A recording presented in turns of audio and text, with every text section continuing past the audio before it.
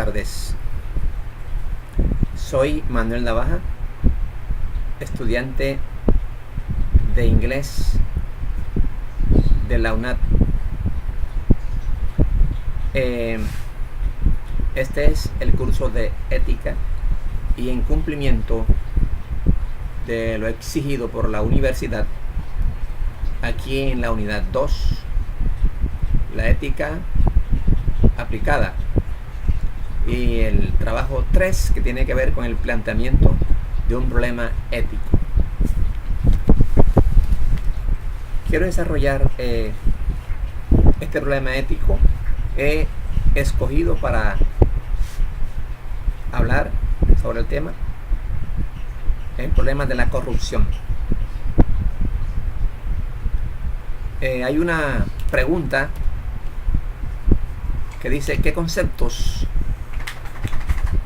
temas o percepciones de la ética vistos en las lecturas de la unidad 2 se relacionan con el problema ético escogido, en este caso la corrupción?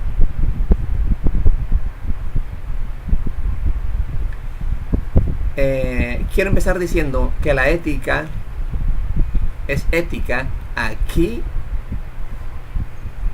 en la China y en todas partes del mundo. Es esa parte que trata de la moral de nuestras acciones. Es lo que nos califica a nosotros como personas buenas o malas. Es decir, es la forma de comportarnos, es nuestra actitud frente a la vida, la manera como tratamos los problemas cotidianos a los cuales tenemos que enfrentarnos en el diario vivir. Para mí, el concepto o percepción ético que tengo relacionado con lo visto en las unidades anteriores tiene que ver mucho con la forma o manera en que nosotros nos enfrentamos a la realidad, lo cual nos exige toma de decisiones que a veces esas decisiones nos elevan y nos hacen orbitar alrededor de lo bueno y lo aceptable por la sociedad, lo ético. Otras veces, lamentablemente, no damos en la clave y entonces nos afecta esa toma de decisiones. En los trabajos pasados, recuerdo el comportamiento de algunos colombianos en el pasado Mundial de Fútbol de Rusia 2018. Pienso que mucho tiene que ver con la corrupción. ¿Por qué? Porque es el mismo, proceden del mismo ser, ya, como lo es el ser humano. Son actos humanos, ya, actos que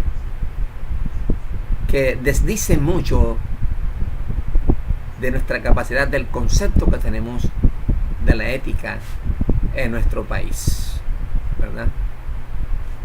Del mundo ético en el cual nosotros estamos desenvolviéndonos. Si nosotros somos responsables, vamos a ser buenos ciudadanos y con una ética muy elevada. A lo contrario, si desconocemos esto, hacemos de esta sociedad el peor vividero, quizás un caos. La corrupción, entonces, es ese flagelo que ha carcomido y afectado desde las más altas esferas, atravesando todo hasta los que somos más sencillos. Es ese flagelo como un cáncer que está allí latente. Este tema es muy complejo. Yo así lo miro, hasta el punto de pensar que nadie tiene que ver ya con si comete o no un acto corrupto, da lo mismo. No tiene que ver nada con el progreso y el proceso de esta sociedad. se nos olvida nuestras personas más vulnerables. Por ejemplo, los niños, los ancianos, los minusválidos. Se nos olvida de que ellos necesitan, por ejemplo, los niños de escuela necesitan salud. Todos necesitamos salud. Necesitamos la construcción, el caso de los campesinos, de nuevas vías de acceso para que tengan forma como sacar sus productos del campo. Y así haya alimento en la mesa de los citadinos. La corrupción merma todo esto y hace vivir en pobreza, mientras que unos cuantos enriquecen sus intereses particulares. Lamentablemente.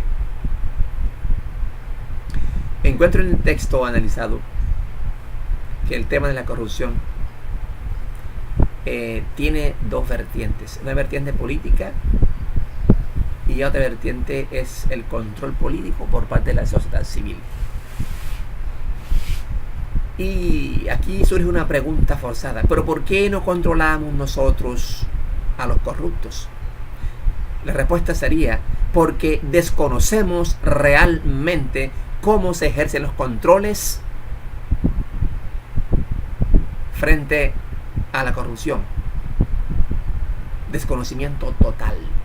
Y de eso se aprovechan estos señores para hacer su fiesta con el dinero que está destinado para la ayuda, para el progreso de las comunidades, y se pierde, se esfuma y nadie sabe qué pasó.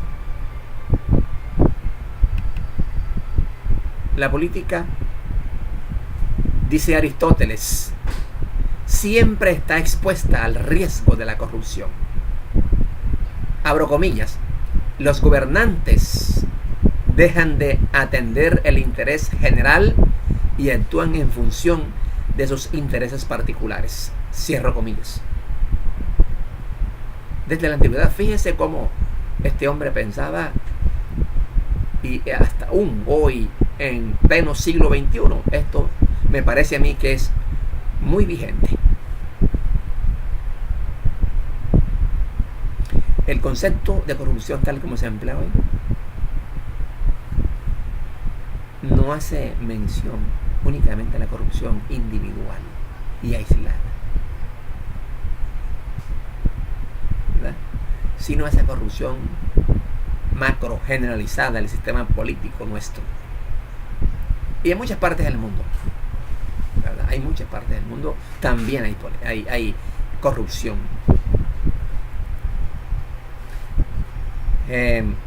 Profundizando un poquito más en el tema, encuentro que hay 3 puntos los cuales pienso que son buenos hablar un poco sobre ellos. Es primero la corrupción de las instituciones, y es cuando se pierde la confianza en el sistema de partidos y las fuerzas sociales civiles. Cuando hay esa desconfianza, no hay autoridad, entonces no hay vigilancia, no hay control. Eso se llamaría crisis hegemónica, porque ellos imponen sus intereses particulares sobre los de la comunidad. En segunda instancia tenemos la corrupción del espíritu público, y Montesquieu a esto lo llamó corrupción del principio del régimen. ¿Ya? Entonces dice que se interesan más por la parte particular y borda la conciencia del interés general. Similar a lo que dice Aristóteles. En tercera instancia, encontramos la infraestructura social también corrupta. Se produce cuando una sociedad trabajadora, ¿verdad?, moderna, no logra funcionar porque hay muchas rivalidades sociales que alcanzan tal grado, tan alto en el poder político, ¿verdad?, surgido de los partidos, que se vuelven incapaces de manejar la situación. Bueno, frente a todos estos puntos de vista, me di cuenta que la corrupción es antigua, quizás como el ser humano mismo. Y desde allá se ha dejado anidar, se ha dejado vivir, ¿verdad?, en nuestra mente y corazón, y hemos opacado la ética. Y tiene mucho que reclamarnos a nosotros los colombianos. Colombia es testigo ocular de la corrupción y ustedes lo saben.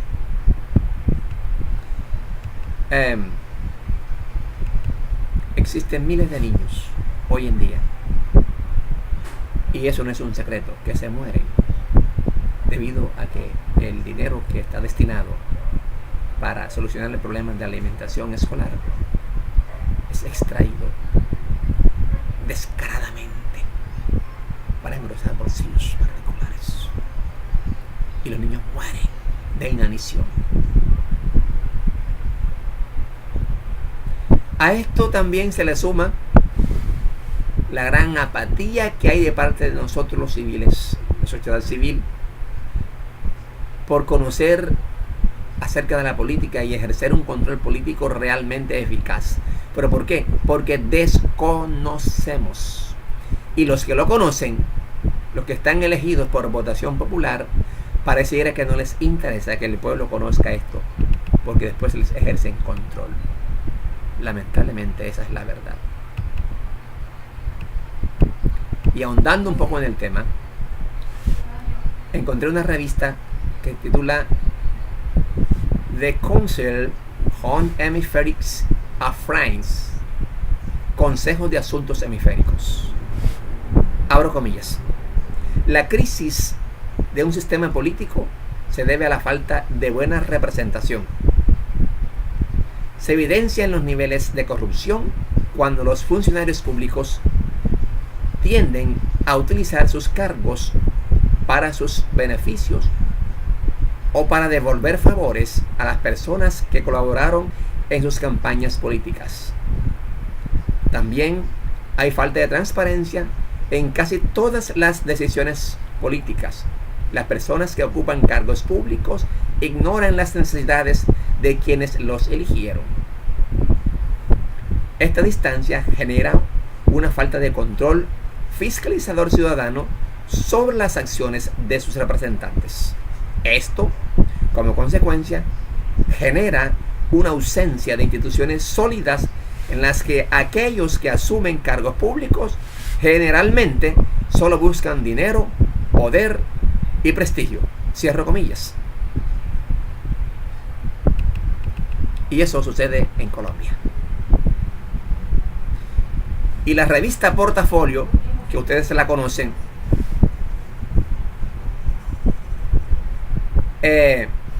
dice, abro comillas, en cuanto al presupuesto de 2018, es decir, este año, el dinero de la corrupción cubriría 2 veces el total del dinero destinado a las carteras de transporte, agro, justicia, inclusión social, comercio, industria y turismo, ambiente y desarrollo, relaciones exteriores, ciencia y tecnología, deporte y recreación, planeación, comunicación y cultura, que suman en total 28.2 billones de pesos en conjunto.